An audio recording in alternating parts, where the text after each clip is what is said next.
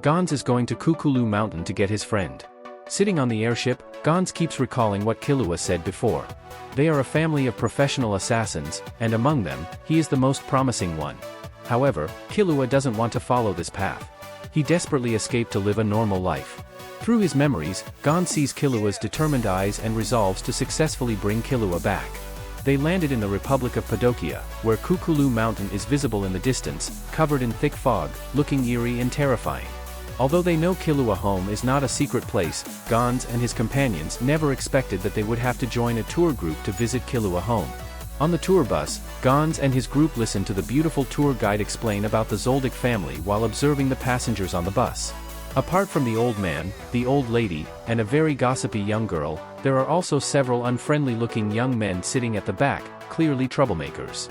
As the bus approaches Kukulu Mountain, although everyone knows that the Zoldyck family lives in this mountain, no one has seen their house or knows its exact location. The Zoldyck family is the world's most famous assassin family, consisting of 10 top assassins.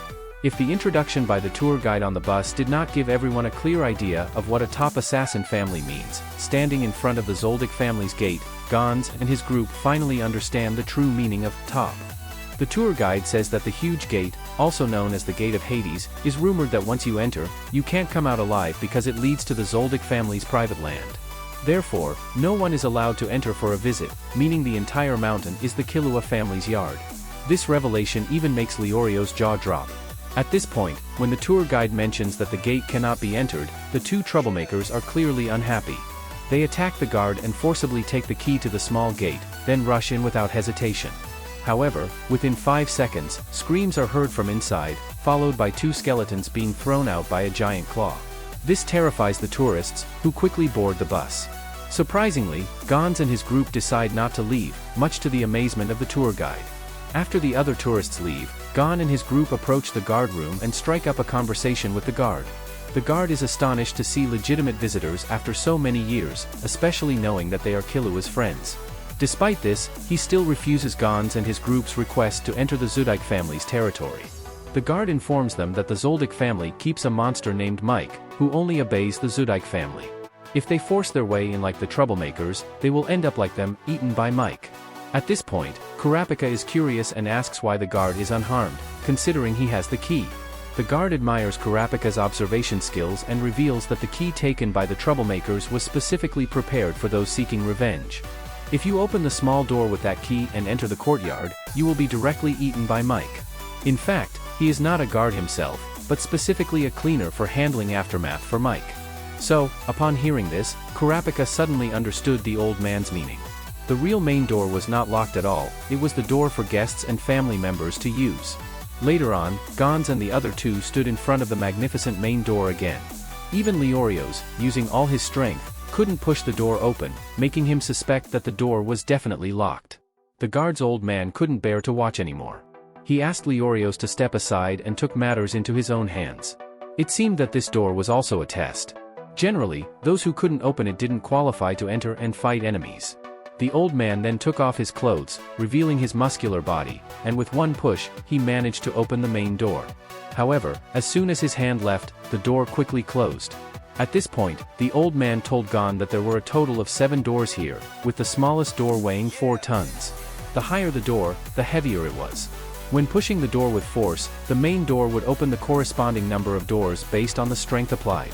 The guard said that when Killua went home, he could push open door number 3, indicating that with just one push, Killua already had the strength of 16 tons. This astonished everyone. But at this moment, Gons clearly had no intention of trying to push open the door. He decided to ask the guard for the key to the small door. This made Kurapika and Leorio's exclaim in dismay. Once Gons became stubborn, no one could stop him. So, the guard's refusal was futile. Gon seemed to prefer being eaten by Mike rather than pushing the main door. He felt he came to see Killua, why should he accept the trial? Unable to convince Gon, the guard had no choice but to call the housekeeper Godo in the mansion. However, Godo didn't believe that Gons was Killua's friend at all. Even Gon's personal call didn't work. This angered Gons, and facing his fury, Godo was speechless. As the housekeeper of the assassin family, Godo would never easily trust anyone. Gons then angrily walked out, took out a fish hook, hooked it onto the top of the trial gate, and climbed up. Leorios and Kurapika tried to persuade him, but to no avail. The guard's old man, in helplessness, took out the key and said, "You might as well enter through the side door. I'll accompany you. Maybe if Mike recognizes one of you, he won't eat you." The guard's old man felt that after staying here for so many years, he couldn't watch the young Master Killua's friends die here. So, if someone had to die, they would all die together. Upon hearing these words, Gons finally calmed down. He realized that he couldn't let innocent people pay for his anger. The guard's old man was very pleased with Gon's decision. He was starting to like this child more and more. He decided to open the main door again and let Gons and the others pass through. And when Gon's group entered the trial gate, he called Mike over. Gon saw such a huge hunting dog for the first time. Those big eyes were like lanterns, and its huge mouth could swallow several adults in one bite. Gons was flustered seeing this colossal creature. Its heart seemed to only contain bloodlust and brutality. Gon finally realized how foolish his previous thoughts were, thinking that growing up in the mountains could enable him to communicate with all things. Nevertheless, even so, Gon still insisted on meeting Killua, no matter how many obstacles lay ahead of him. The old guard then led Gon and his group to the house where the servants lived. The old guard colleague, Sequent, was incredulous when he heard that they wanted to see Killua, but Gon's conviction was unwavering. He firmly believed that Killua needed him by his side now. The old guard decided to start special training for Gon and the others, at least to help them open the trial door outside. To train their strength, Gon and the others put on special sandbag vests. Each vest weighed a staggering 50 kilograms, pressing Leorios down to the ground, unable to straighten his back. But that was not all. Their daily items were also replaced with heavier versions, 20-kilogram teacups and 40-kilogram teapots. These things were simply unbelievable. Sequent truly doubted that they could last for 3 days. Meanwhile, unbeknownst to Gon and his group, Killua was enduring inhuman torture. In a dark corridor, a noblewoman was leisurely walking with a young girl. They arrived at a dark door, and after the girl in a kimono opened it, a shocking scene unfolded. Killua's thin, pale body was hanging from handcuffs, covered in wounds, looking barely alive. Beside him, a fat man was gleefully whipping him. The noblewoman, actually Killua's mother, occasionally said a few words to the fat man. In fact, this noblewoman was Killua's mother, and the fat man was Killua's second brother, Miluki. As for the girl in a kimono, she was Killua's fifth brother, Kaluto. Miluki held a grudge against Killua for stabbing him, hence his ruthless whipping. Even Killua's mother felt it was a bit too much. In reality, they had come to inform Killua about Gon's situation. Upon learning that Killua had friends, they were all very displeased, especially Miluki, who then wanted to use Gon to threaten Killua. But after Killua heard Gon's name and knew that Gon was going to challenge the trial gate, his whole body finally moved slightly, and then he woke up.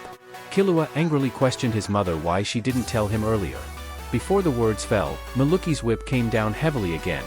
He scolded Killua for not speaking politely to his mother, but his mother didn't mind Killua's bad temper at all. She said she didn't tell Killua because she didn't think it was necessary. After all, Gon and the others were absolutely impossible to pass through the gate of trials. But Killua believed in Gon.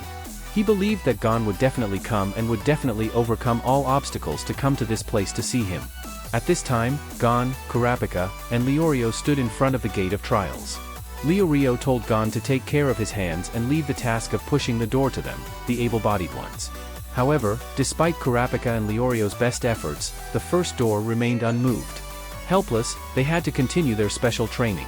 Every day, they were exhausted to the point of losing half their lives. They would come back at night and fall asleep immediately, while Gon would secretly practice outside while they slept. Days passed, and Leorios and Kurapika challenged the gate of trials time and time again, only to return in failure each time. Seeing this scene, Sequent was moved. He finally told Leorios and Kurapika the key to opening the door, which was to keep the left and right sides in sync. With Sequent's hint, Kurapika and Leorios indeed made significant progress. Although they failed to open the door successfully, they finally managed to push it open a crack after another round of special training. Kurapika and Leorios came to challenge the gate of trials again. The old guard suggested that they take off their heavy vests and try again. This time, they should succeed. Kurapika and Leorios then exerted all their strength. They finally managed to push the door open a crack again, but they were out of energy.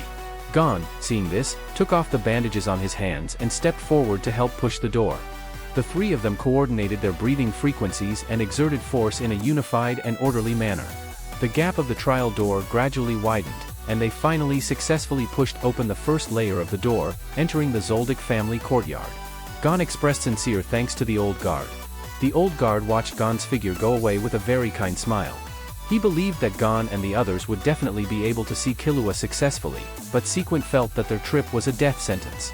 3 years ago, Sequent and many companions came here, only to be completely wiped out by an intern butler. That day, Sequent finally understood what hierarchical difference meant, an existence that could not be surpassed even with a lifetime of effort. Gon and the others, unaware, continued walking into the mountains. Not long after, they met a young butler with dreadlocks hair, who was none other than Kanari, who cared deeply for Killua. Kanari politely asked Gon and the others to leave quickly, or she would not be polite. Gon was very puzzled, asking if this was how the Zoldyck family usually treated guests, as he was a friend of Killua. However, Kanari just drew a line on the ground, indicating that if Gon and the others crossed that line, she would take action. Gon, however, stubbornly approached Kanari step by step. When Gon's foot just stepped on the line drawn on the ground, Kanari acted. She sent Gon flying. Kurapika and Leorios immediately rushed over, wanting to seek justice for Gon, but Gon told them not to conflict with the Zoldyck family. He was a guest at a friend's house and must be civilized and polite. However, as Gon approached again with civility and politeness, Kanari still emotionlessly sent Gon flying. But Gon, displaying a tenacious spirit, flew out time and time again, got up time and time again, and approached once again. This fearless spirit finally moved Kanari. She no longer wanted to harm Gon and thus wanted Kurapika and Leorios to persuade him. However, seeing the two staring straight at her, Kanari finally knew that persuading Gon was impossible. Thinking back to the scene when Killua returned, she believed that the person in front of her must be the young master's best friend. Kanari beat Gon from day to dusk, but Gon never backed down. His persistence completely convinced Kanari. She no longer laid a hand on Gon and instead cried, begging him to save Killua. But before she could finish her words, it seemed like she was shot in the head. It turned out that Killua's mother had been watching everything from the nearby forest. In her eyes, Kanari had acted on her own and needed to be punished. Killua's mother came out to meet Gon and told him that Killua had a message for him. Killua said he was happy that Gon could come, but it was not the time to meet yet, so he apologized. Gon was stunned. He had fought so hard to get here, only to receive this message. How could such a story of twists and turns happen to him? At this moment, Killua, who was hanging in a dark room, was covered in bruises and unable to move, but his mind kept recalling past events. When Killua was very young, he started carrying out assassination missions. Once, after completing a mission and returning on a mountain road, he encountered a girl with messy braids. When he had no missions, Killua would sit bored on a tree and eat apples. The girl with messy braids smiled at him again. She was the new intern butler, Kanari. She had a fondness for Killua, the third young master, and always felt that Killua was like a normal family's little brother. Killua realized that it was her who had unknowingly used a stealth technique, which was the basic of assassination techniques. Kanari listened with a puzzled expression.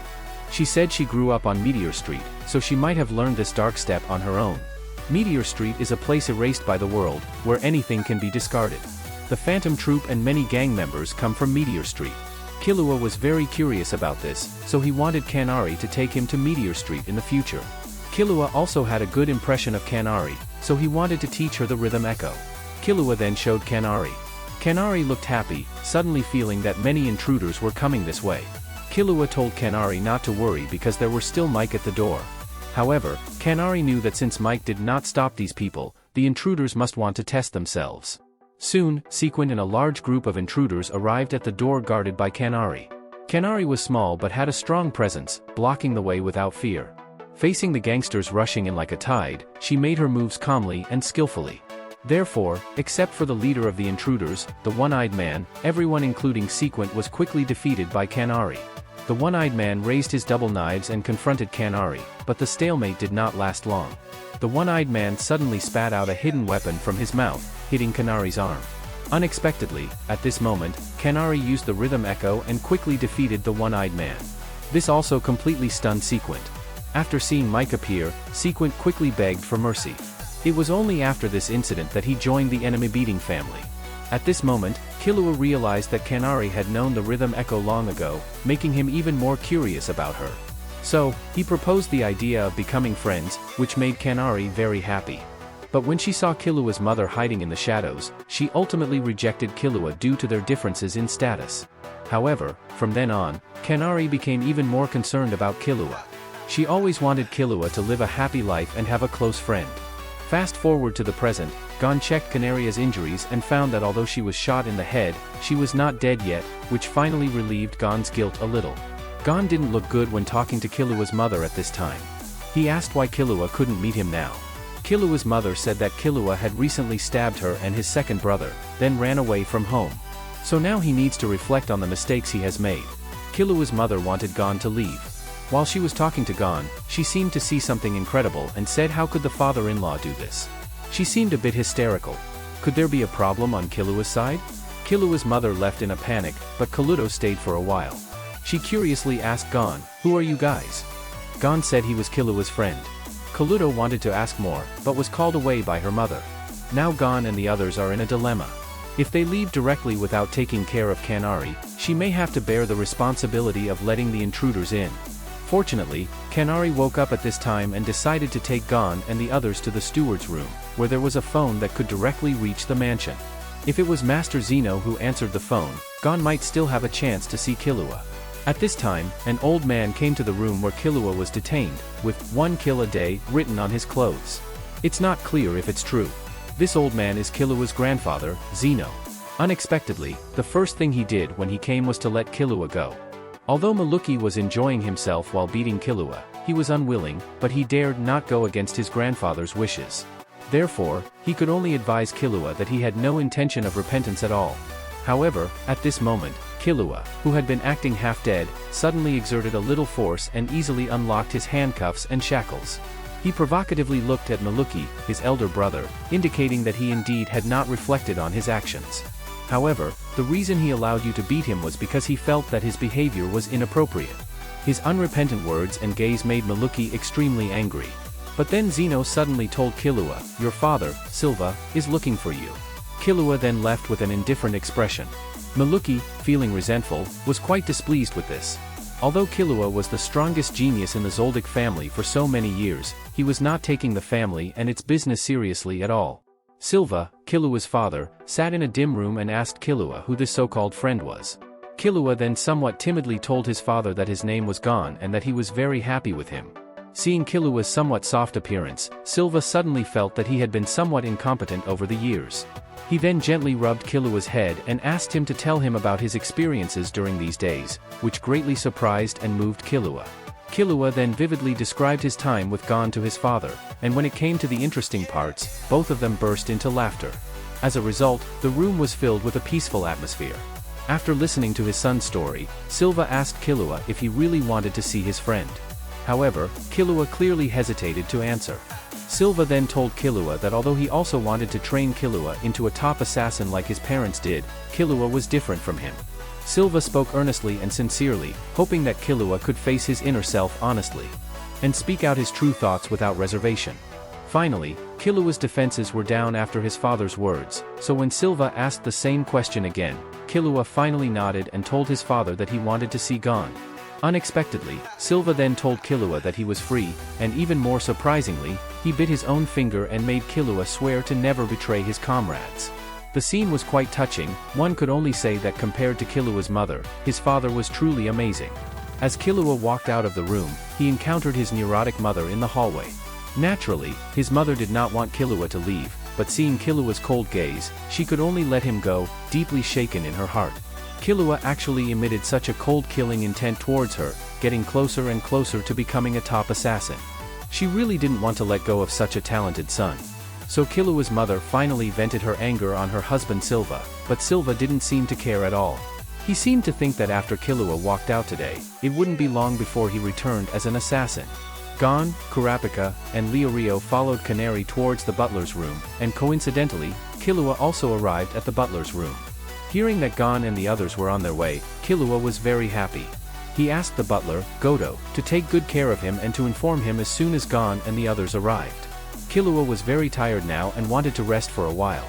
However, after Killua left, Godo's inner thoughts clearly showed a different idea.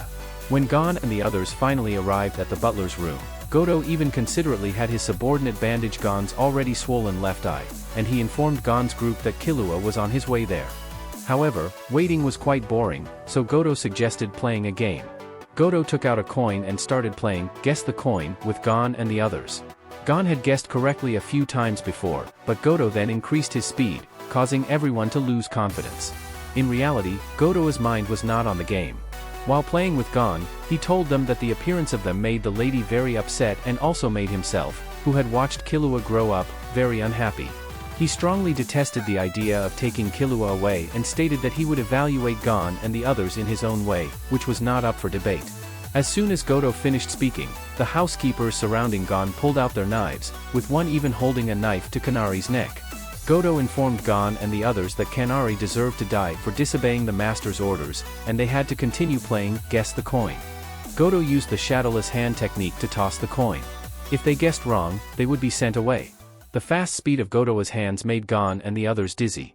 Finally, Goto's hand stopped, and Gon and the other two had to guess which hand the coin was in within 3 seconds. Otherwise, Kanari's head would be cut off. Leorio's guessed left hand, while Gon and Kurapika guessed right hand. After the answer was revealed, Leorio's was eliminated. Goto tossed the coin again, and this time, Kurapika was eliminated. Finally, it was Gon's turn, but at that moment, Gon suddenly called for a pause and asked Leorio's for a knife, making Kurapika and Leorio's think he was up to something. But in fact, Gon just used the knife to cut his swollen eyelids so that he could use both eyes. At this time, Killua was still waiting for Goto to report the news. But waiting left and right, Killua ran out of patience. He walked out of the room only to find the entire corridor empty. Something was not right. Gon and Goto's coin toss finally had a result. With 2 eyes, Gon's accuracy indeed greatly improved. Therefore, Goto's starting lineup was all figured out by Gon. Goto, on the other hand, did not have any barriers. He called in other butlers. The 3 of them, with 6 hands, tried to confuse Gon. But Gon is really very sharp. He immediately guessed that the coin was not in the hands of the 3 people in front of him but in the hands of the butler behind him. This time, Goto could only admire him. And at this moment, Killua happened to come over. The 2 good friends were very excited to see each other. Killua was very anxious, pulling Gon to hurry up and leave. He was afraid his mother would regret it if they were late. Before leaving, Goto stopped Gon again. He tossed a coin for Gon to guess which hand it was in. Despite the slow motion, Gon still guessed wrong this time. Clearly, it was caught with the left hand, but why was it in the right hand? Goto said it was a visual trick. There is nothing absolutely correct in this world. Goto hoped Gon would not be too naive in the future and also asked him to take care of young Master Killua. After leaving the Kukuru Mountain, Gon told everyone about the coin toss just now. Kurapika thought for a moment and understood what Goto's so-called visual trick was all about. In fact, Goto had 2 coins in his hand. He first hid one coin in his right hand, then tossed the other coin and caught it with his left hand. This way, Gon would naturally guess that the coin was in the left hand. But at this moment, Goto just needs to open the coin in his right hand to attract Gon's attention, then he can slide the coin in his left hand into his sleeve. Killua is also quite skilled in this trick. On the train, Killua asked Gon where he planned to go next. Gon said he was going to find Hisoka.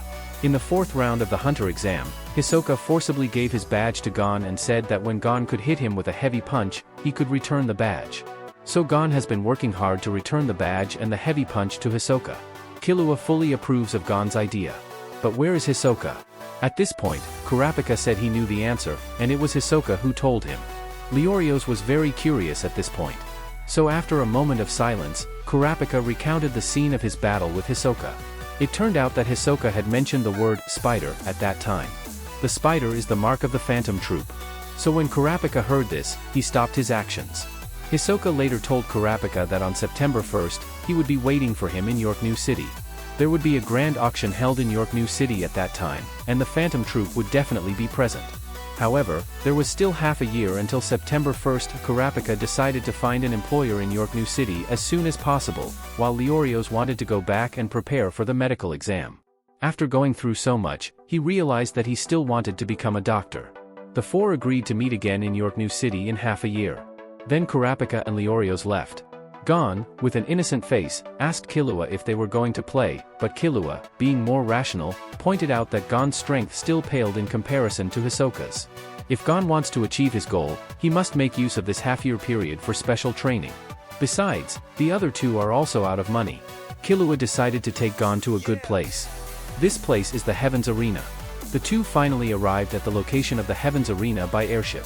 Seeing this unparalleled tall building, Gon was extremely excited. Every floor in this tall building holds competitions at any time.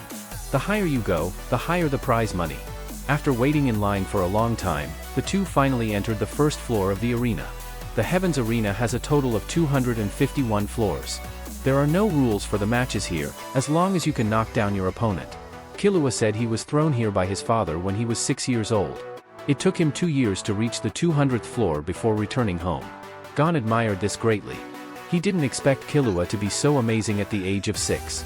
In Gon's first match, he encountered a big guy. Gon habitually wanted to win with skill, but he remembered Killua telling him before the match that since he had already opened the door of trial, he should try to push the enemy with all his strength. So Gon pushed the big guy with one hand, and unexpectedly, the big guy flew horizontally and smashed into the wall. This even stunned Gon himself. When did he become so strong? Seeing Gon's strength, the referee directly let Gon continue the match on the 50th floor. Meanwhile, on Killua's side, he easily won the first round. The referee recognized that he had reached the 200th floor before and let Killua continue the match on the 180th floor. However, Killua refused. He wanted to start from the 50th floor with Gon. The friendship between children is always easy to establish. In the time it takes to simply take the elevator, a boy named Zushi became acquainted with Killua and Gon. Zushi is a successor of the Shinjinryu. He was really surprised that Gon and Killua, who did not belong to any school, were so powerful. On the 50th floor, Gon and Killua also met Zushi's master, Wing. Wing looked very handsome, but his dressing was a bit careless. It's unknown if he has a girlfriend.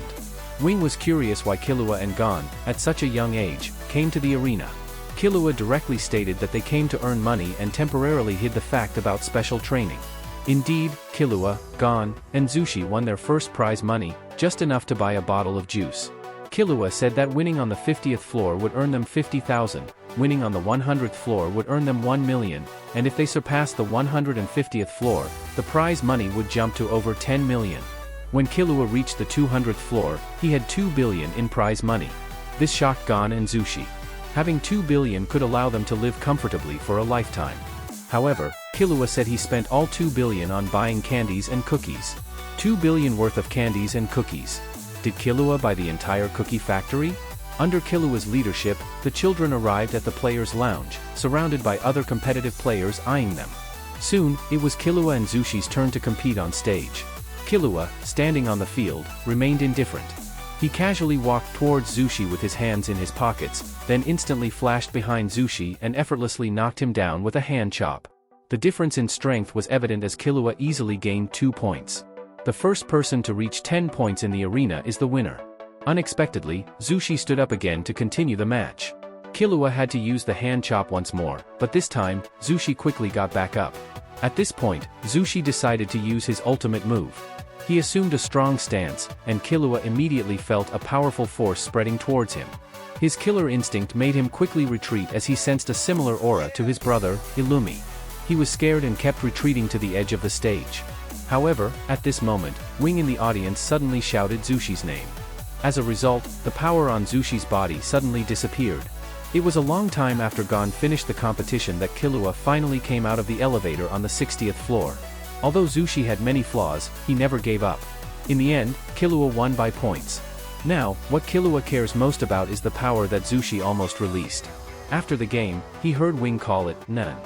Wing told Zushi that he absolutely couldn't use it before reaching the top floor. This made Killua very concerned. After 3 days of hard work, Killua and Gon had reached the 100th floor.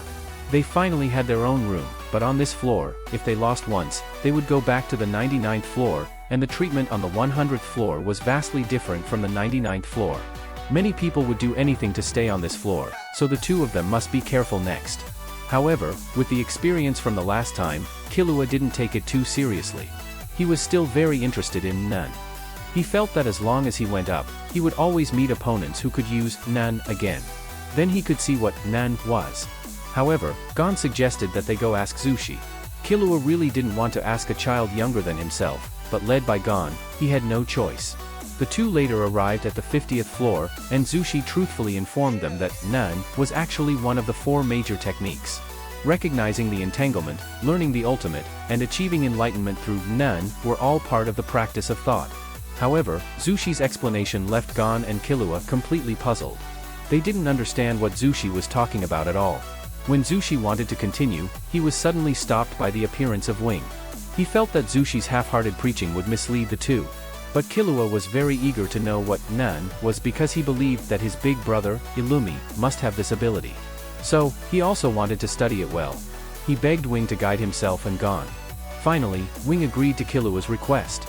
He told the two that training is a kind of application of Nun ability, and Nun is the burning of the mind. The so-called 4 great practices refer to the process of strengthening willpower. Point, tongue, refine, and release are the 4 great practices. So Wing's concern about not letting Zushi mislead the younger generation is indeed reasonable. This is completely different from what he said about the 4 great practices. Wing was afraid that Killua and the others would not understand what he said, so he planned to demonstrate it to Killua and Gon. First is the point. Wing focused his mind, then the tongue. Wing said that whether thinking in his own mind or speaking out loud, it can be done. Then Wing slowly said to Killua, "I want to kill you." Killua didn't mind at all, as it was impossible anyway. As a result, shortly after, Gon and Killua felt a terrifying aura spreading around Wing. When Wing opened his eyes, that immense power reached its peak. Gon and Killua were both overwhelmed. Gon barely stood in place, while Killua was already scared and crouched against the wall. Wing said that what just happened was refining, and then releasing is turning the intimidating aura into action. Wing told Gon and Killua that if they want to learn Nun, he suggests they focus on refining the point first. As long as they can refine the point, they won't be suppressed by the opponent's aura again. Killua and Gon walked on the street. Killua felt that what Wing said just now was false. Although Wing's displayed ability was amazing, he seemed to have hidden something crucial. When Killua fought with Zushi before, he couldn't defeat him after a long battle and became a bit irritable. As a result, with one uncontrolled punch, he fiercely sent Zushi flying. After this punch, Killua himself regretted it. The force of this punch would surely send Zushi to the hospital. But what Killua didn't expect was that Zushi actually stood up. Killua felt that there must be a secret behind Zushi's ability to withstand being hit, because Wing's explanation of the 4 great practices just now completely failed to explain why Zushi could withstand such hits. In Wing's room, Zushi was also getting angry with him. He really didn't like the teacher lying to Killua and Gon. The 4 great techniques are clearly entangle, sever, train, and erupt. Both in terms of characters and meanings, they are completely different from what Wing just said. Just because they are not his disciples, does that mean he can casually deceive people? But Wing said he couldn't pass on the ability to those who are not his disciples because the power of the ability is very strong and anyone can learn it easily. This requires the instructor to be more strict in selecting the right people. If someone with evil intentions masters the ability, it will cause endless harm. The competition in the Heaven Arena is still ongoing. Even when they reached the 190th floor, Gon and Killua could still instantly kill their opponents with their super strength. Zushi, who was watching the live broadcast outside, was also very excited. He told Master Wing that he wanted to learn from Killua and Gon and work hard in cultivation. But Wing seemed preoccupied. Killua and Gon finally reached the 200th floor. Indeed, the higher they went, the more luxurious it became. When they were looking for the service counter to register for the competition on the 200th floor's corridor, they suddenly felt a strange aura in the corridor. It felt like suddenly getting lost in a tropical jungle where monsters dwell, making it very dangerous. Gon and Killua nervously took a few steps forward. The strong killing intent completely stopped them from advancing. The killing intent seemed tangible, as if it wanted to seep into every pore of their bodies. Killua couldn't help but shout, asking the person hiding at the end of the corridor and playing tricks to come out quickly.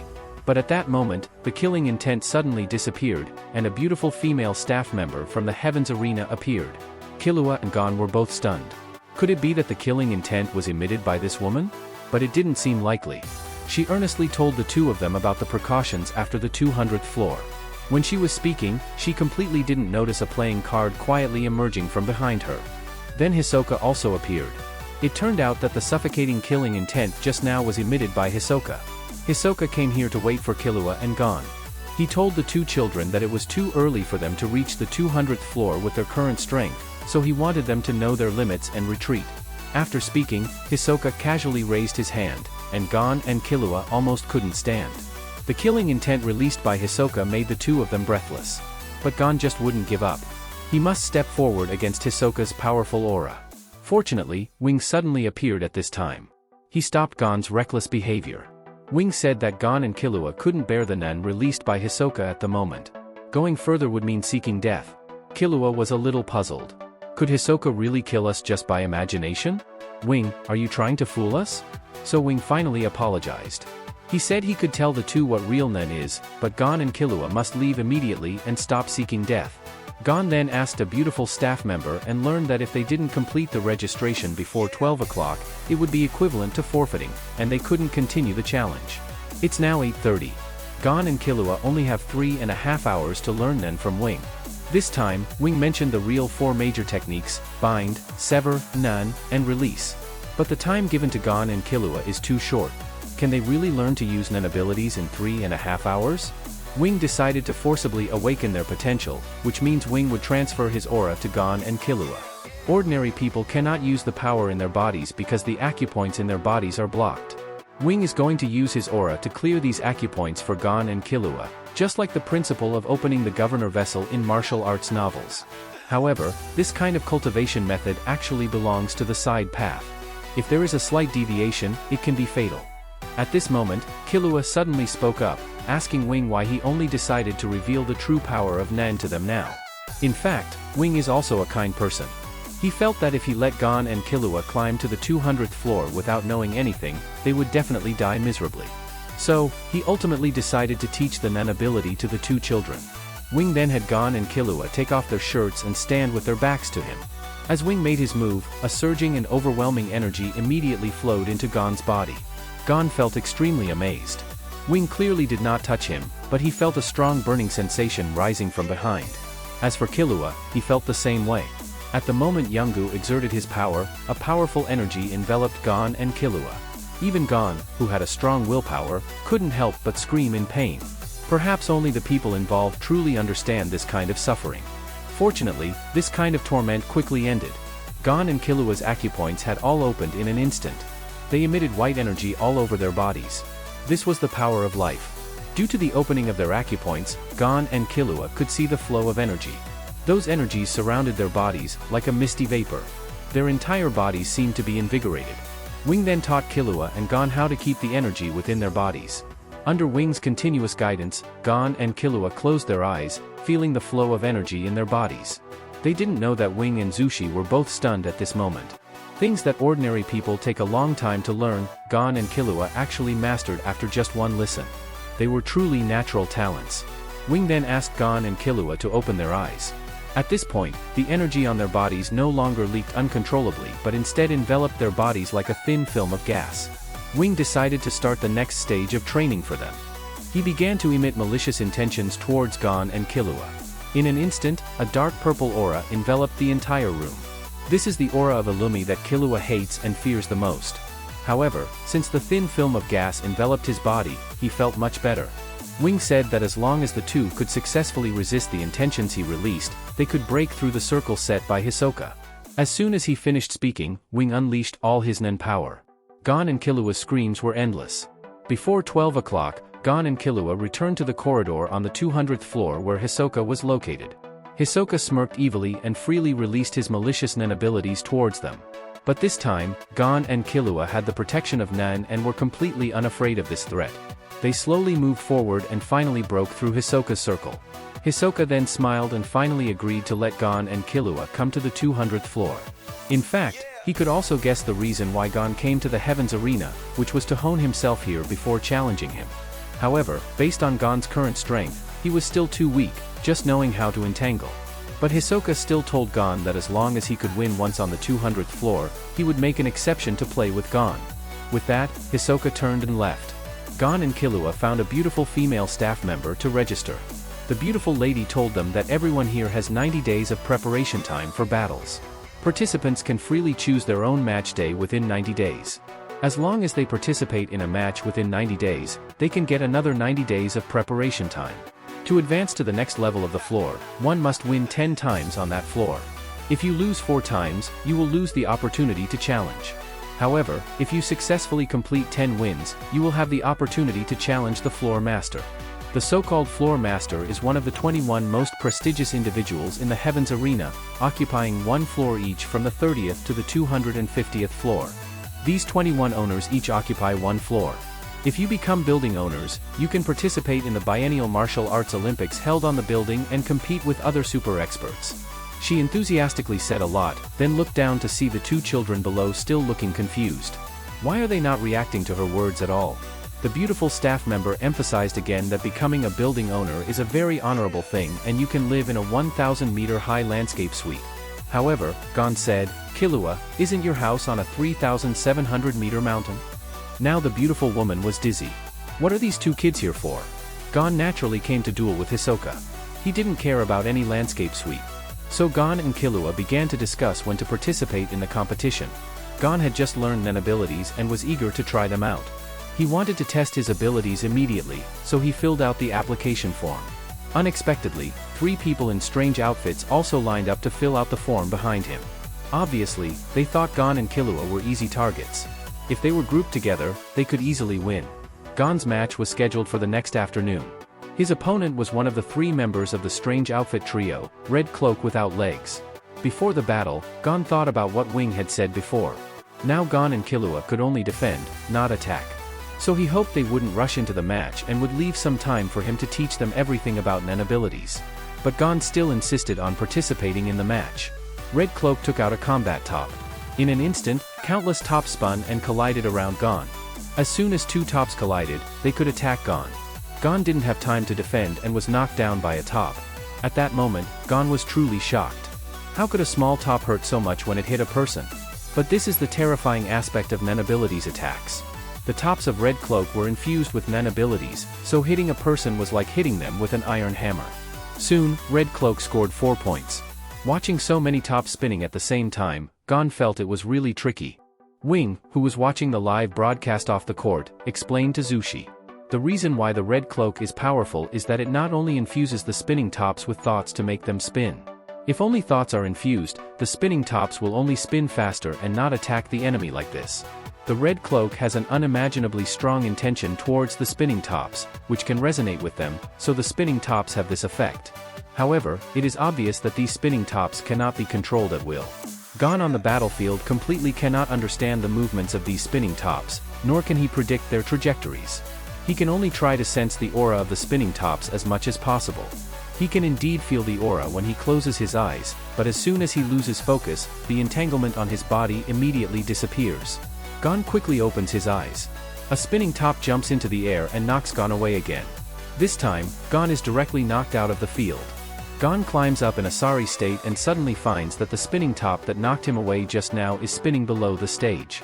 That spinning top does not carry the thoughts that Gon dislikes, and looking at the other spinning tops on the field, they are spinning aimlessly, seemingly colliding with each other.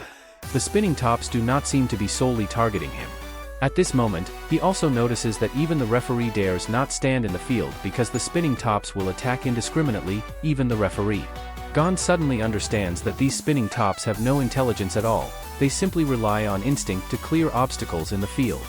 After understanding this point, Gon's goal becomes clear: do not compete with the spinning tops, focus on attacking the Red Cloak. Gon immediately flies onto the stage and rushes towards the Red Cloak, but at this moment, the Red Cloak starts spinning rapidly on its own. It turns into a giant red spinning top.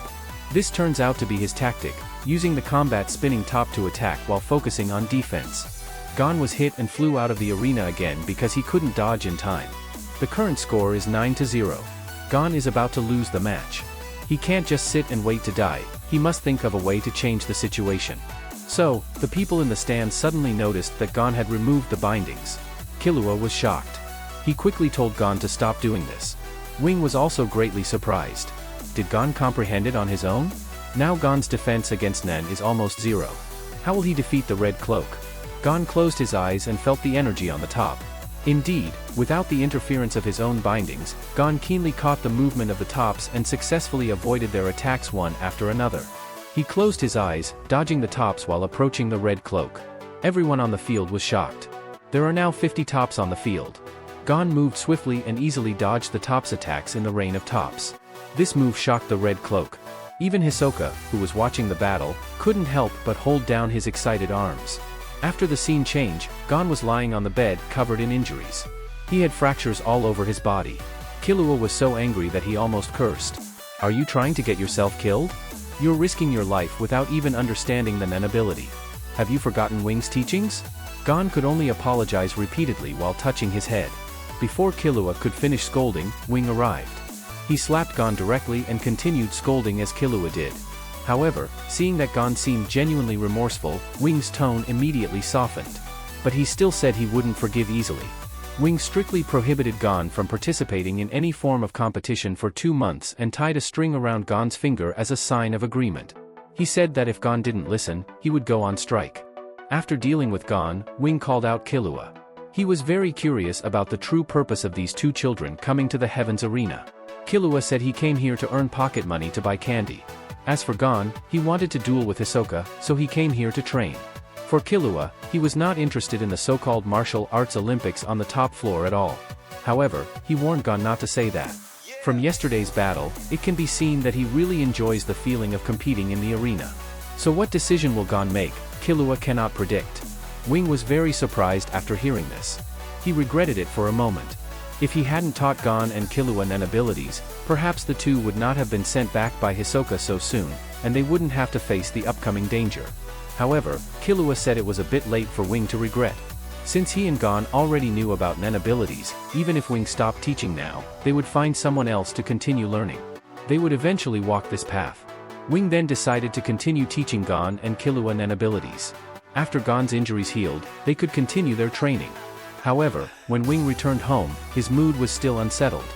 He felt a kind of pressure he had never felt before. Perhaps he had awakened a monster. The two children, Gon and Killua, whether teaching them Nen abilities was right or opened Pandora's box. A month passed quickly. Gon, who originally needed 2 months to recover, had almost fully recovered in just 1 month. On this day, Killua came to find Gon and found him idling in the room. Fortunately, Killua happened to bring warmth. He got tickets for Hisoka's match. Hisoka is a popular player in the Heavens Arena, and as long as he competes seriously, he won't lose. In the matches he has participated in, he has only been scored against 4 times by opponents. Therefore, the tickets for his matches have been scalped at very high prices. It's rare for Killua to get 2 tickets. Hisoka's opponent this time is also a very formidable person named Castro. He is the only person who managed to knock Hisoka down 2 years ago. Castro's best record against Hisoka is scoring 3 points. Originally, Gon was quite excited, but he suddenly remembered the instructions from Wing. He was prohibited from practicing Nen for 2 months and from investigating Nen without permission. Watching Hisoka's match like this should be considered investigating Nen without permission. Walking on the elevator to the venue, Gon felt a bit uneasy. However, Killua thought it was fine to just watch a match, and Wing might not necessarily find out. But soon after, Killua and Gon looked up and saw Wing's expressionless face. Wing sternly forbade them from going. No matter how much Killua pleaded, Wing wouldn't allow Gon to watch. He instructed Gon to focus on training diligently for the next month and to concentrate on healing. After saying that, he left with Zushi. Helpless, Killua had to promise to watch the match himself and record it for Gon. However, even with all of Wing's calculations, he missed the fact that the Heavens Arena TV station was broadcasting the match that day.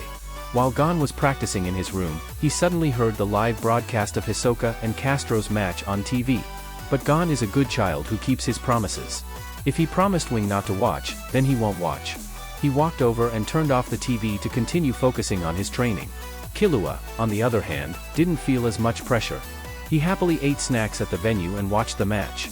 What surprised him was that Castro was not the burly type of contestant. On the contrary, with his silver hair, he was very handsome, resembling a protagonist from a two-dimensional manga.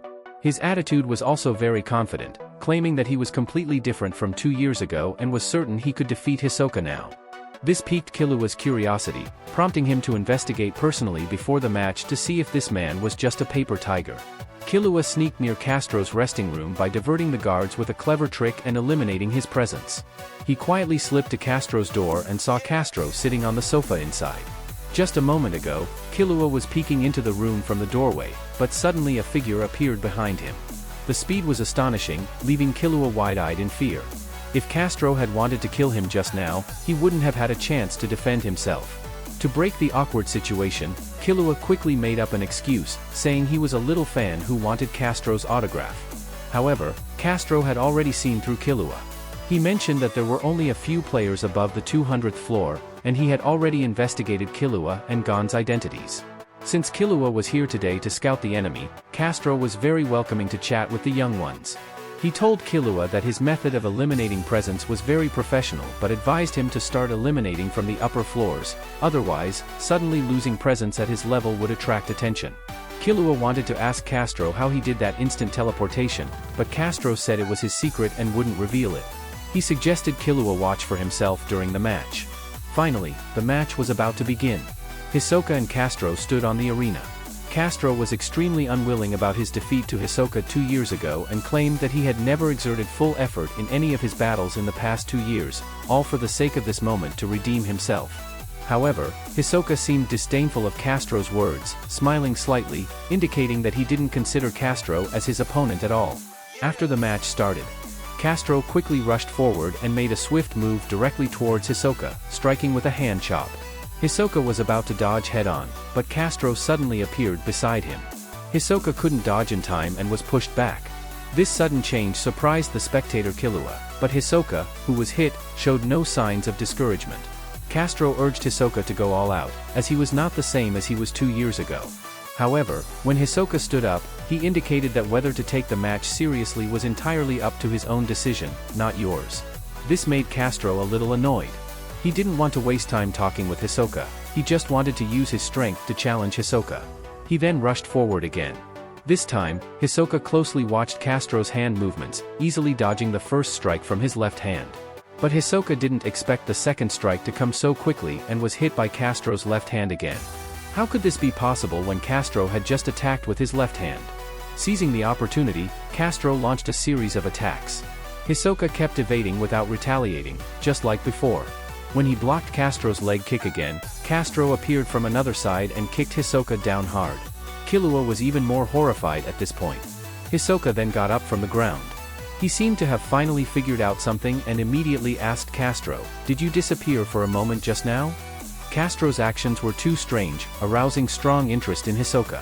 However, Castro remained very confident at this point, believing that Hisoka couldn't figure out his secret.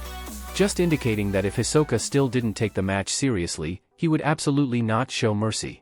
Castro unleashed the Tiger Bite Fist, green aura beginning to appear on his hands as he quickly charged towards Hisoka. This time, Hisoka didn't dodge. He extended a hand towards the direction Castro was charging from, causing Castro to feel a bit flustered.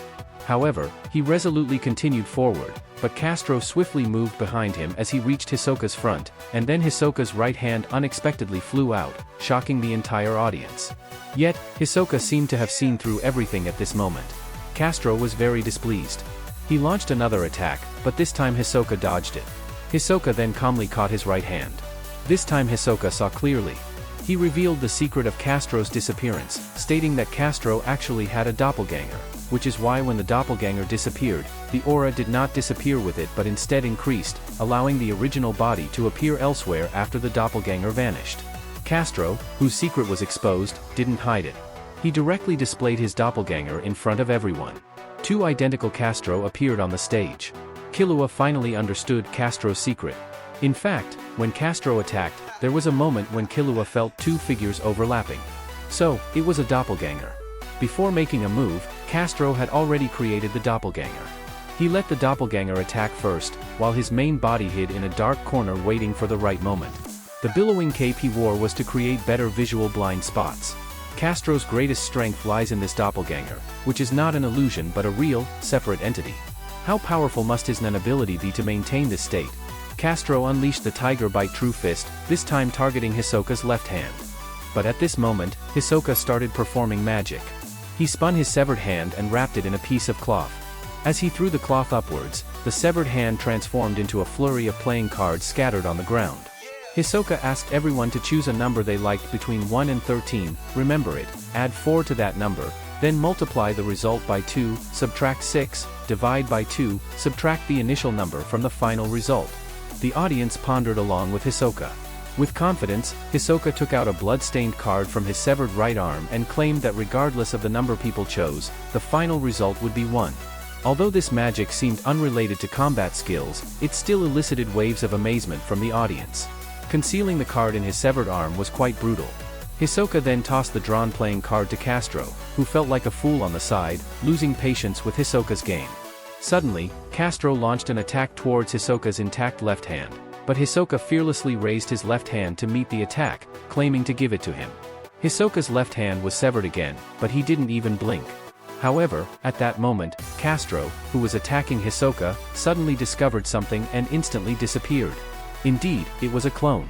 Hisoka slightly disappointedly took out his right hand from behind. Surprisingly, the right hand, which was just bloody and mangled, was now completely unharmed, as if the previous severed cut had never existed. Hisoka's ability was truly as magical as magic. Castro was completely at a loss now, only able to watch as Hisoka walked towards him, trying to guess what his next move would be: attack, attack, or attack. Hisoka calmly tells Castro that he has already figured out the secret of the clone. Even the next attack route is clear to him. It's really regrettable. 2 years ago, he thought Castro were a talent worth cultivating, that's why he spared his life. Unable to hold back any longer, Castro creates a clone and both figures attack Hisoka together. Unexpectedly, Hisoka keenly captures Castro's real body this time. Castro's eyes tremble. Hisoka tells Castro that even though the clone can be summoned at will during battle, the newly created clone is still different from the original body. The original body, after several battles, is already covered in dirt. Hisoka is displeased that Castro is unaware of even this. Looking at Hisoka's cold eyes, Castro finally rushes forward with a fierce expression. However, he instantly receives a heavy blow from Hisoka's suddenly flying severed arm. While Castro is still confused, all the playing cards on the ground shoot towards him. Castro tries to summon a clone to block the card attacks but realizes he cannot summon the clone with his energy. Castro's ability to create clones is almost indistinguishable from a human. Controlling such a clone in battle is impossible for Castro's own capacity to sustain. Hisoka had already foreseen this. In the end, Castro is pierced all over by the playing cards, lying on the ground unable to get up. Hisoka successfully wins this match. Hisoka comes to the Phantom Troop with his severed hand to have Maki repair it.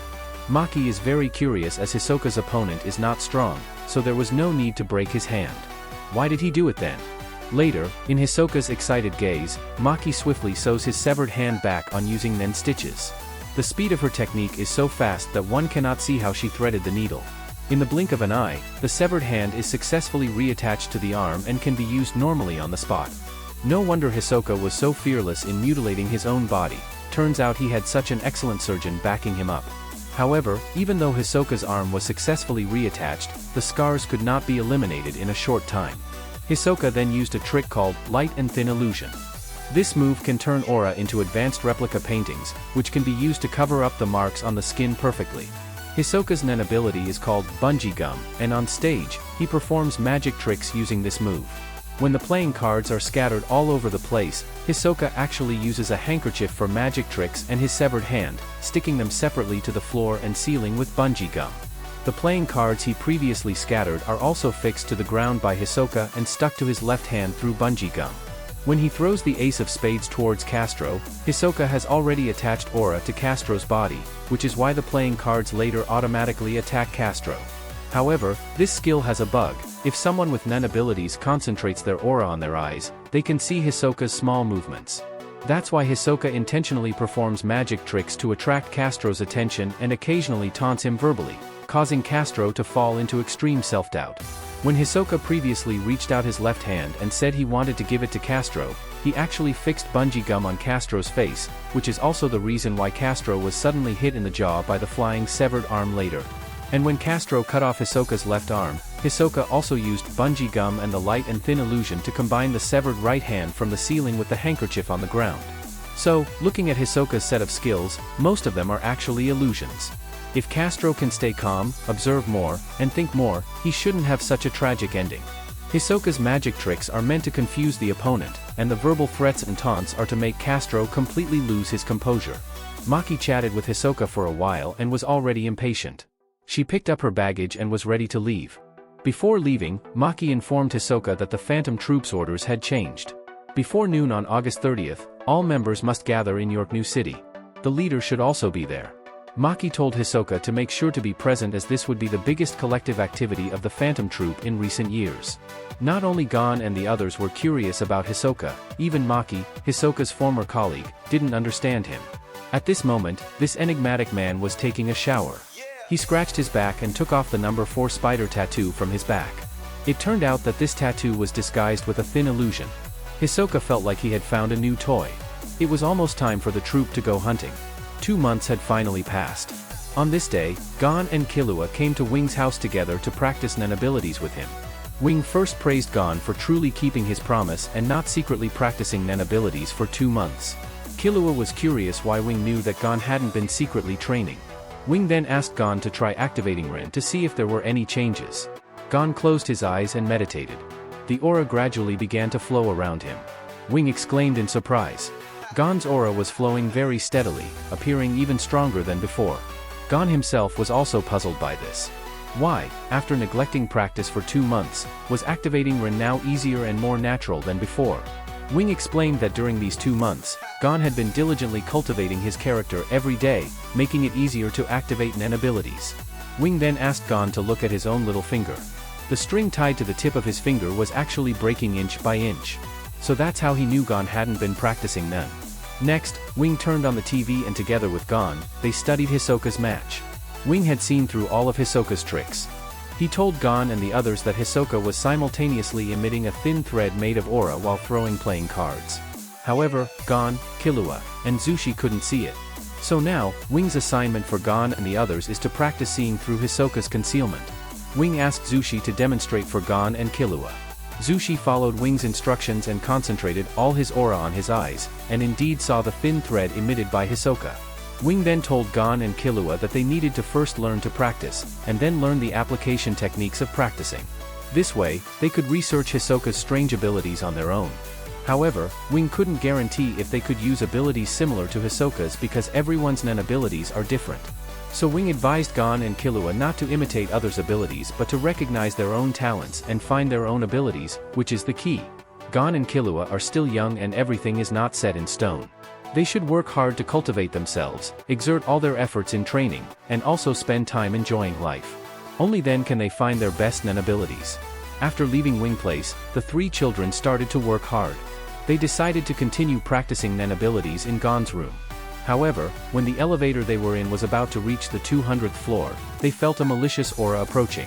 When the elevator doors opened, the threesome in fancy clothes were waiting for Gon and the others in the corridor. Besides the Red Cloak who had fought with Gon before, there were also Squinting Eyes and Pineapple Head. Squinting Eyes wanted to know when Killua and the others would compete next, as they were confident in Gon and Killua. Gon then told Squinting Eyes that he would compete on June 10th, but Squinting Eyes' deadline for the battle was May 29th. Therefore, he hoped Gon could cooperate with his schedule. However, Killua had no intention of dealing with this shameless person and left with Gon and Zushi. However, Slanted Eyes were sly at this time, and no one knew what cunning idea he had come up with. The 3 children continued to practice their Nen abilities. In a short while, Gon and Killua had basically mastered the training techniques, but their proficiency was still not high. Just this scared Zushi to death. Are these 2 people superheroes? How can they progress so quickly? If this continues, there won't be anything left for him to teach them. Seeing that Gon and Killua were about to continue their training, Zushi was terrified. He quickly told Gon and Killua to rest their bodies well, as it was also a way of training. Fortunately, Gon and Killua didn't think much about it and happily accepted this advice. In fact, Zushi felt that if Gon and Killua surpassed his years of achievements in half a day, he would have no face left. Zushi left the Heavens Arena, but little did he know that Slanted Eyes were following him with an evil look. So when he walked into a dark alley, he was suddenly trapped by a burst of energy and felt unable to move, quickly losing consciousness. At this moment, Slanted Eyes walked out from the darkness and handed Zushi over to Pineapple Head and Red Cloak. He took off one of Zushi's shoes, intending to use it to threaten Gon to fight him. But just as Slanted Eyes were happy, Killua suddenly appeared behind them. It turned out that he had long seen through Slanted Eyes and their plan. Killua contemptuously told Slanted Eyes that even without using despicable means, they could still fight them and even win. Slanted Eyes were very pleased. He asked Killua to quickly register with them. As long as he registered, he could return Zushi to Killua. Killua followed the eccentric trio to the registration office. Cooperating with a wink, they set the date of the competition on May 29th. The trio kept their promise and returned Zushi to Killua. Killua told the trio not to use similar despicable means again. This is the first and last time. If he finds them using such means again, Killua will not be able to resist solving them in his own way. The trio agreed readily, but little did they know that as soon as Killua left, the Red Cloak placed Zushi's shoe in front of Gon's door. He called Gon for ransom, asking him to participate in the competition on the 30th. The trio was very happy as they would now win 2 more matches. To their surprise, the next day Killua heard that scalpers were selling tickets for him and Gon. Their opponents all had winks in their eyes. It seems that the slanted eyes were still using tricks to deal with Gon. Killua was furious. When he came to Wing's house to practice, he found Gon there too. At this point, Killua rewatched the videotape of Hisoka. Now he could successfully see Hisoka's lines. Wing was very happy. Wing did not expect Gon and Killua to learn Nen in just one day. He reminded the two to practice hard and balance work and rest. Leaving Wing's house, Gon asked Killua if he was also threatened. He was very worried that this was just the beginning. What if those people did something like this to Zushi again? Killua reassured Gon that he had already figured out a way to deal with it. So, one night when Slanted Eyes was happily alone, suddenly a dagger was pressed against his head. Killua threatened Slanted Eyes viciously, warning him not to let himself see Slanted Eyes' disgusting face again, or he would kill him. So on May 29th, during the competition, Killua won without fighting. The Slanted Eyes, who had planned to bully Gon and the others, were scared off by Killua's true strength and ran away overnight. He also told Red Cloak and Pineapple Head that Killua's hidden strength was too terrifying. Those dark eyes were definitely the assassin of the dark world. So, you all must be careful. But when it comes to the temptation of becoming the floor master for Pineapple Head and Red Cloak, it's too strong. Now, as long as they defeat those two little brat, they can reach the peak of life. Pineapple Head fantasizes about how he will act arrogantly after becoming the floor master, while secretly scheming on how to trap Killua and Gon. However, all of this was seen by Killua. He suddenly appeared in front of Pineapple Head and Red Cloak, causing them to retreat repeatedly.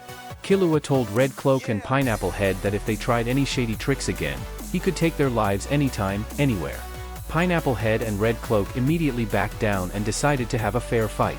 Due to Slanted Eyes running away overnight, Killua naturally won the match on May 30th without a fight.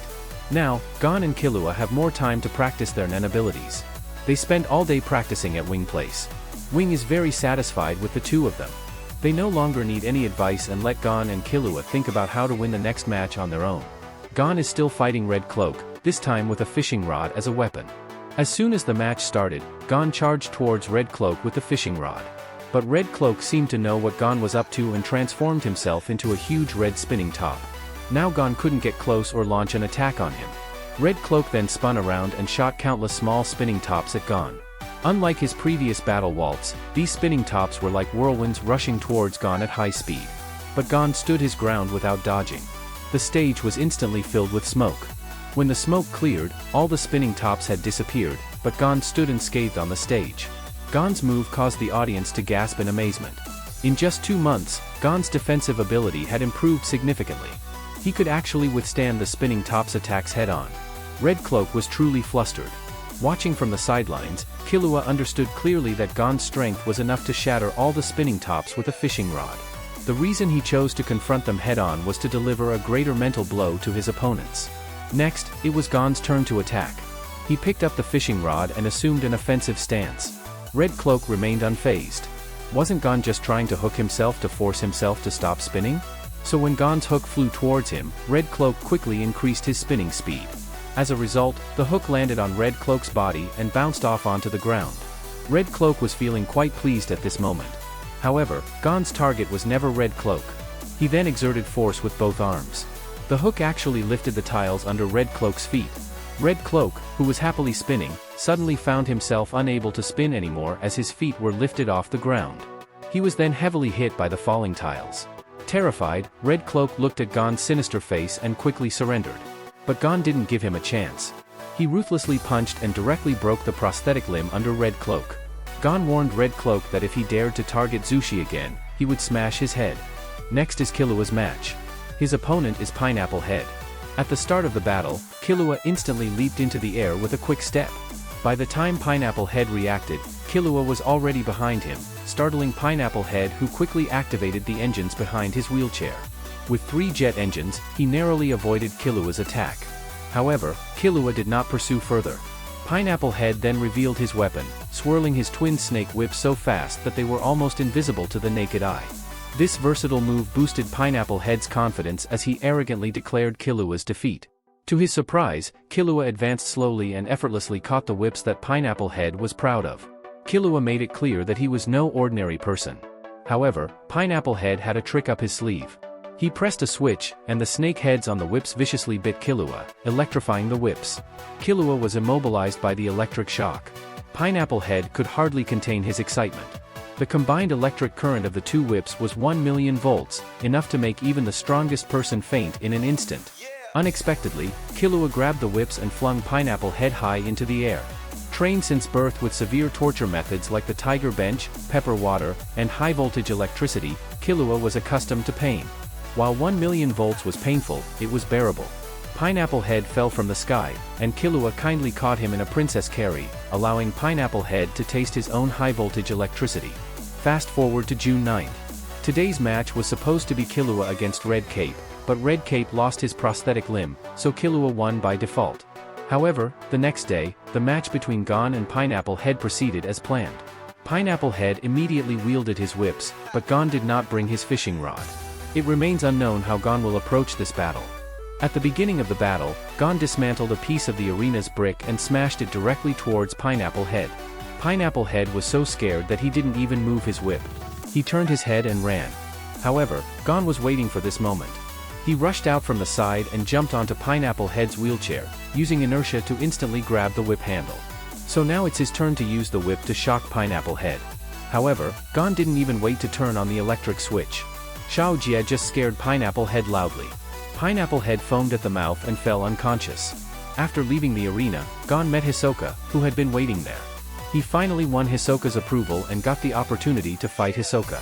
The time was set for a month later. During this period, he must quickly improve his Nen ability. Soon, Wing let him and Killua start practicing Nen. After learning Nen, all the basics of Nen abilities should be fully mastered. Wing told them that Nen is roughly divided into 6 types: enhancement, which strengthens the original functions of objects; emission, which releases aura; transmutation, which changes the properties of aura; conjuration, which materializes aura into physical substances; and a type that is different from the above 5, known as specialization. Everyone should practice in the system that suits them, otherwise, they will waste their efforts, just like Castro. His Tiger Bite Fist is so powerful that it can easily cut off Hisoka's arm. From this point of view, he should actually be an enhancement type. However, he unexpectedly chose to create clones, which falls under conjuration. If he still wants to freely manipulate the clones, it becomes an manipulation ability. Conjuration and manipulation are not compatible with enhancement, which is why Castro has not been able to unleash his full strength. In the end, in order to distinguish Gon and the others to which category they belong, Wing used the water-seeing technique to test their attributes. After the test, it was discovered that Gon belongs to the strengthening system, and Zushi, who can make leaves move in a cup, belongs to the manipulation system. However, something strange happened with Killua. Neither the water nor the leaves showed any movement, causing Killua to doubt his own abilities. He was so scared that his heart was pounding. Fortunately, with Wing's guidance, everyone discovered that the water had become sweeter. This is the ability of the transformation system. Wing assigned homework to everyone for the next 4 weeks. Everyone should practice hard to make the changes in their energy more apparent. In the following days, Gon, Killua, and Zushi worked hard to cultivate their Nen abilities. Finally, it was time to test the results of their training.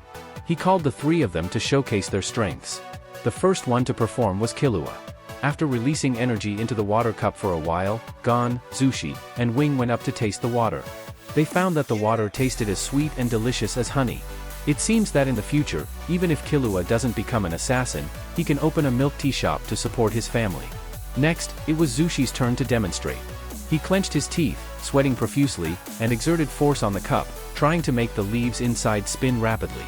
However, despite his efforts, the leaves only shook lightly. Zushi was quite helpless. The last one was Gon. He released energy into the water cup, and the water inside immediately gushed out like a fountain, startling Wing. It seemed like a flood of water was about to overflow. When Gon stopped, Wing realized that the cup had cracked due to the water pressure it couldn't withstand. Now, Wing was increasingly pleased with Gon and Killua. It wasn't until this moment that Wing told Gon congratulations on passing the secret hunter exam. This left Gon and Killua completely bewildered. Wing said that learning to use Nen abilities is the minimum requirement for a hunter because a qualified hunter must have the ability to prevent crimes. However, if this ability is used for wrongdoing, the consequences would be endless. Therefore, only those who pass the hunter exam have the opportunity to learn Nen abilities. The association will arrange for people to teach them. In fact, Wing was originally here to teach Gon and his group, the founder of their school of thought, the renowned Chairman Netero. Wing then briefly mentioned Kurapika and Leorio's situations.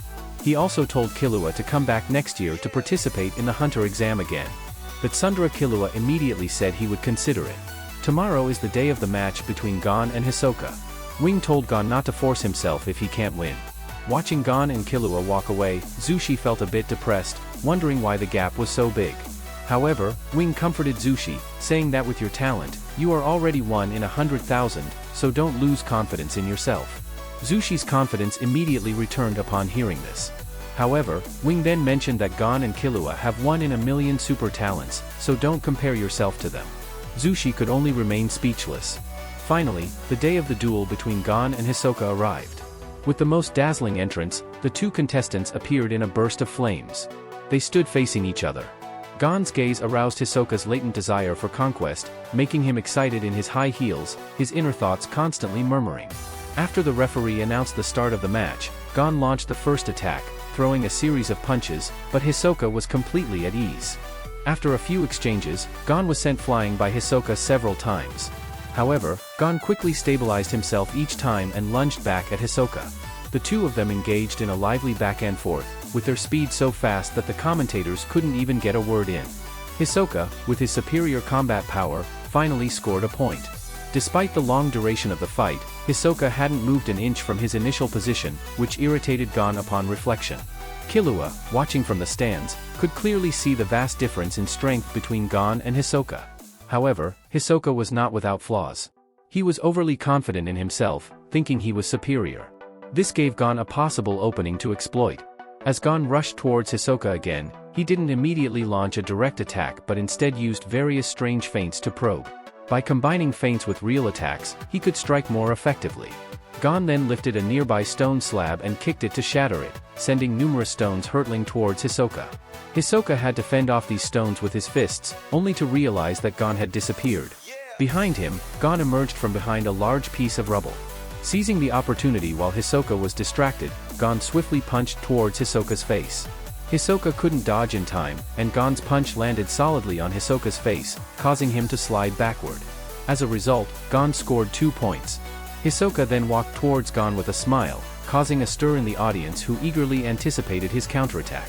Unexpectedly, Gon also walked towards Hisoka and pulled out a number plate from his pocket, which happened to be the number 44 that Hisoka had given him earlier. This time, Gon could finally return it rightfully. The past shame had finally dissipated.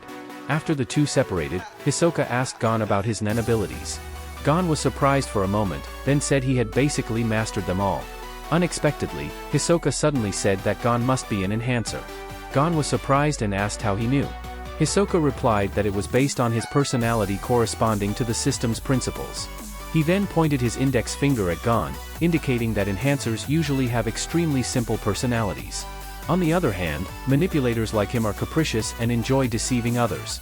Emitters are impatient, transmuters are individualists, conjurers are neurotic, and specialists like to argue.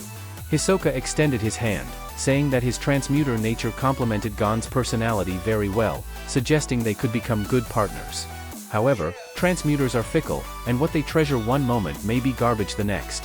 Hisoka looked at Gon, planning to have a good fight with him. With a swift step, Hisoka lunged forward, delivering an elbow strike that sent Gon flying. He quickly ran to where Gon landed and sent him flying again. Fortunately, Gon adjusted his posture just in time to dodge Hisoka's flying kick. This time, Hisoka only kicked a piece of brick towards the gate with great speed and force, causing the audience to gasp in amazement. It was clear that Gon was no match for Hisoka now, as he was continuously being hit. Soon, Hisoka took a 3-2 lead. Hisoka asked Gon to attack, but Gon refused to fall for it. He needed to come up with a new strategy. When Hisoka saw that Gon wouldn't come forward, he said he would pull Gon over. This scared Gon, who immediately used none. He then realized that Hisoka's bungee gum was already stuck to his face. Gon couldn't break free, and with a flick of Hisoka's finger, Gon flew over. Hisoka landed a fierce punch on Gon's face, knocking him down. As Gon struggled to stand up, Hisoka suddenly told him that if he answered a question correctly, he would let Gon punch him once for free, which confused Gon. Hisoka then asked Gon when he had stuck bungee gum to his face, giving him 3 options, all moments when Gon was hit. Gon chose the third option, but Hisoka said the correct answer was the fourth option, which was when he was analyzing Gon's personality. Gon was speechless. Hisoka was really despicable, but he had many opportunities to stick bungee gum on Gon as long as they were in contact. To avoid being stuck, Gon could only dodge. Gon realized he could no longer evade, and Hisoka felt the need to end the battle quickly. However, he was surprised to see Gon charging at him without hesitation. Hisoka looked at Gon with excitement, his heart calling out Gon's name and admiring his determination and courage. He could hardly contain himself. He licks his tongue, indicating that he really wants to destroy Gon. But he can't do it now. Seeing Hisoka's evil and perverted eyes, Gon feels a chill in his heart. He gestures vigorously, really wanting to beat Hisoka, this dead pervert, into a pig's head. Hisoka is not resisting at this point. The more Gon hits him, the more excited he gets.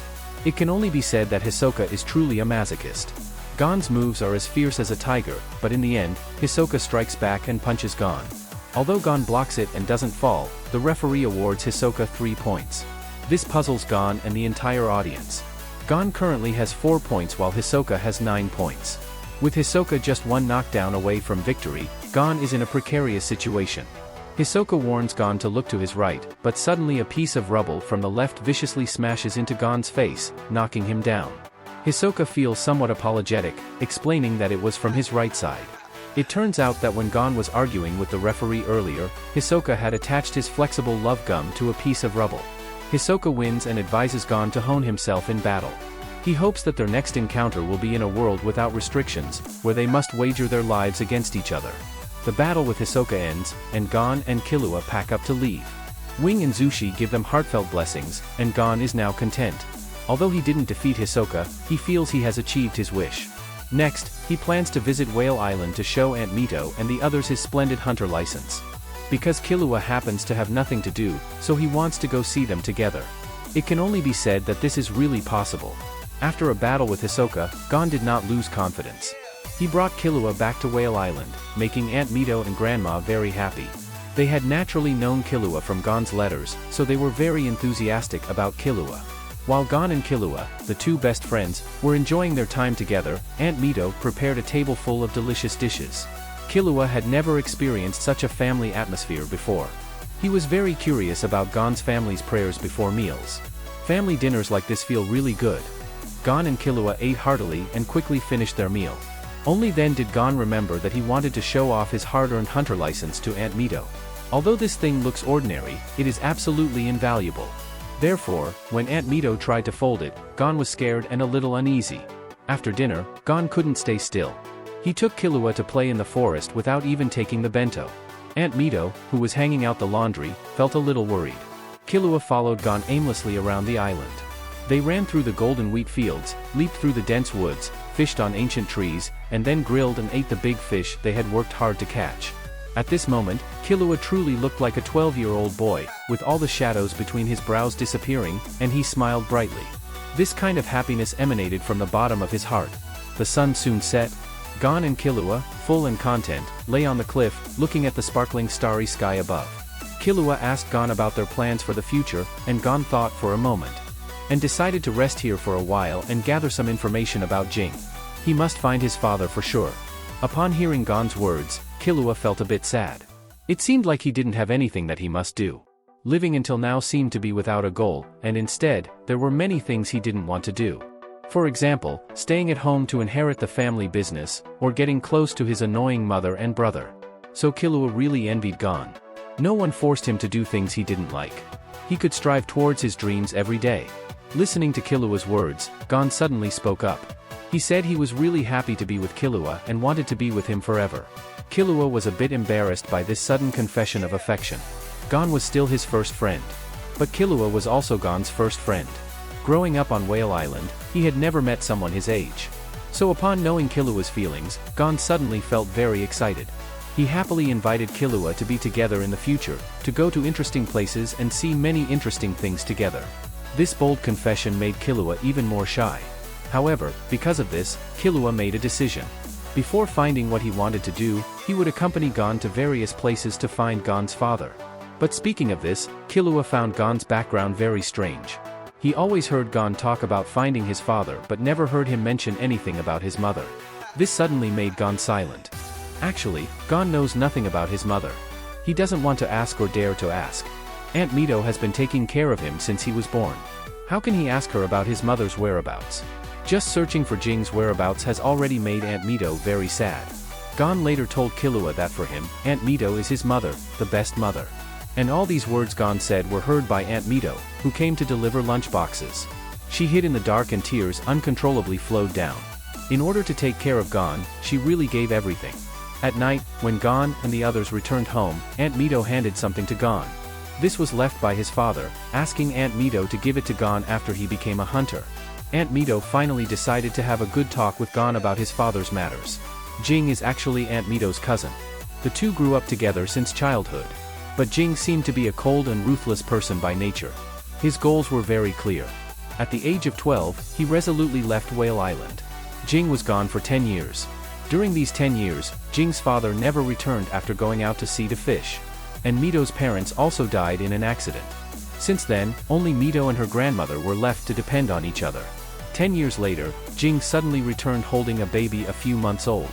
This baby was Gon. After handing Gon over to Mito and her grandmother, he was about to leave, making Mito very angry and unable to accept it. But in the end, she had no choice.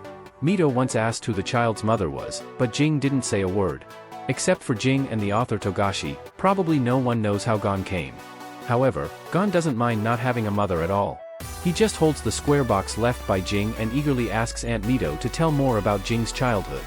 Grandma, with great interest, told Gon about the embarrassing things Mito and Jing did when they were young. At that time, there were no children of their age on the island, so Mito always played with Jing. However, Jing didn't want to deal with Mito and always ran up the mountain. Therefore, it was often Mito who went into the mountains to find Jing, and eventually got lost in the mountains and couldn't find his way home, causing the villagers to shout and search for him in the mountains. But every time, Jing was the first to find Mito. As this happened more often, many villagers thought that Mito and Jing were conspiring to play tricks on everyone. But how could that be possible? Jing wouldn't do that to Mito. In fact, Mito just wanted his older brother Jing to pay attention to her, to come find her like she found Jing. The past is not worth mentioning. Gon, listening to his father's story, couldn't help but be fascinated. Early the next morning, Gon showed the box left by his father to Killua. Gon had been pondering all night, but no matter what, he couldn't open it. Killua also wanted to try, but he strained himself and couldn't open the box. Therefore, there must be a special mechanism inside. Killua had a sudden inspiration, saying that since Jing wanted to give the box to Gon after he became a hunter, the box was likely related to the word hunter. Gon originally thought it was a hunter's license. Then, with Killua's helpless reminder, he infused his Nen ability into the box. Sure enough, the box quickly shattered into iron bars. However, the two didn't expect that there was another box inside the box, with what seemed like a slot on top. Killua picked up the iron bar and found that the patterns on it looked very familiar, remarkably similar to the patterns on the oath rope Wing gave him before. It seemed that the effect of this box was indeed similar to the oath rope. Gon then inserted the hunter's license into the box, and the box opened automatically. Inside lay a cassette tape, a ring, and a memory card. Killua picked up the ring and found that it also had those strange patterns. At this point, Gon decided to listen to the cassette tape first. He put the tape into the player, and before long, Jing's voice came through. Jing congratulated Gon on finally becoming a hunter and asked if he wanted to see him. If not, he should stop the machine. Jing was well aware that he was a terrible father, so it was normal not to want to see him. But for Gon, of course, he really wanted to see his father. The tape continued playing, and then Jing's voice rejecting him unexpectedly came through. Jing said that even though Gon wanted to see him, he didn't want to see him. Gon and Killua were both stunned. However, Jing's voice came through again, saying that he didn't have the face to see Gon because he had completely abandoned his responsibilities as a father in pursuit of what he wanted. He admitted he was not a good person and would immediately run away if he felt Gon nearby. So, if Gon wanted to see him, he should go ahead and catch him, as Gon was also a hunter. After listening to his father's words, Gon's desire to find his father grew stronger, and Killua became interested in Jing as well. This father was indeed a mysterious person. Just as Killua thought the words on the tape had ended and was about to turn off the player, Jing's voice came through again. He mentioned Gon's mother. At this point, Gon suddenly turned off the player. He didn't want to investigate his mother's whereabouts. Since he was young, Gon had always believed that his mother was Aunt Mito. Though not biologically related, she was like a real mother to him, and he wanted to treat her well for the rest of his life. This time the tape was completely listened to. Gon and Killua were planning to leave when they suddenly found the tape rewinding. It turned out that the machine was automatically running due to the thoughts on the tape. This tape not only rewinds by itself, but also automatically presses the record button after rewinding to the end. This is to erase Jing's recording. Gon and Killua wanted to stop the recorder, but even unplugging the power was futile. Killua wanted to destroy the recorder but found that no matter what he did, he couldn't destroy it. So they just watched helplessly as the recorder completely erased Jing. Killua felt that Jing might be trying to avoid revealing his clues. This is a world of non-abilities. There may be some strange people who can determine the non-abilities of the recorder through the voice, or determine the location of the recorder through the noise in the recording. Anyway, from this point, it can be seen that Jing is a very cautious person. And now Gon and the others only have one memory card and a ring as clues. Let's not talk about the ring for now. Killua started to study the memory card. Gon was clueless, but the young Master Killua from a wealthy family was very knowledgeable. This is a memory card specially for JS. Gon was a bit confused. What is that? Killua had to enlighten Gon. JS is a game console from 3 generations ago. Those things have long been outdated by the times. However, since Gon and the others on the island are still using cassette tape recorders, it means that this place is not developed. Maybe they can still find an old game console. So Killua went to a toy store and brought back a JS console. He inserted the memory card into the game console and indeed read the contents of the memory card. Killua found that there was only one game record in the card, titled Greed Island. Killua is quite sensible. Just in case, this time he first made a copy of the things in the memory card. While copying, Killua searched online for where to buy Greed Island. But Killua didn't expect that there was no record of Greed Island on the internet. This indicates that the game may be privately made and not for sale. He searched for information on Greed Island again and indeed found that it is a hunting game exclusively for hunters. But looking at the price behind, Gon was shocked and couldn't even count 58 billion. Is this price really true? Killua looked and found that a total of 100 sets of Greed Island games have been sold over the years. So, it's true that it's exclusive to hunters. They decided to call the distributor to inquire about the situation. The reply was that this game is already out of print and there are no plans for a reissue. Gon and Killua had no choice but to try to buy it. The total of their savings now is 8 billion, and to buy this out-of-print second-hand game, it may cost much more than the original price of 58 billion. So, they must work hard to earn money first. Gon then planned to post the purchase information online because any problem that can be solved with money is not a problem. However, as soon as Gon posted the purchase information on the second-hand trading forum, the click rate instantly exceeded 10,000 and kept rising. At this point, Killua basically had an idea in mind because Greed Island is so valuable. These people might be scammers trying to cheat with fake goods. Killua thought that now he could only take action through the memory card. Killua felt a bit chilly at this point. In his mind, the figure of a fat otaku appeared involuntarily. This man is very knowledgeable about both computers and games. He must be very interested in Greed Island. Maybe he even has Greed Island. But if it weren't for Gon, Killua really wouldn't want to ask him for help. That computer otaku is Killua's second brother, Miluki. He told Killua over the phone that he did indeed know about Greed Island, but he didn't have this expensive game in his possession. He had previously searched everywhere to buy it but couldn't find a single seller. So when he learned that Killua wanted to find Greed Island, Miluki found it a bit amusing. Wasn't all the effort he had put in before a lesson learned? But for his younger brother Killua, he was clearly being held tightly. A little provocation made Miluki blurt out that he had the latest clue. Killua then offered to duplicate Gon's memory card as a condition, saying that if Miluki got the memory card, he might be able to analyze the data and even replicate the game. This piqued Miluki's interest. He immediately told Killua the clues. The first was that information about Greed Island could be found on a website accessible only to hunters. The second was that someone might auction the Greed Island game at York New City Auction. Gon was very excited to hear this news. He had already arranged to meet Leorios and Kurapika at York New City auction, so now he could go and find out more about Greed Island. It seemed like they were on the same wavelength. Before Gon could tell Aunt Mito and Grandma that he was leaving, they had already prepared a hearty dinner for them to embark on. Dinner was very sumptuous.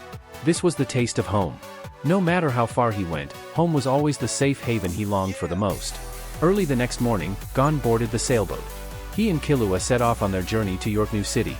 They were going to unravel the mystery left by Jing. Thank you for watching the entire video.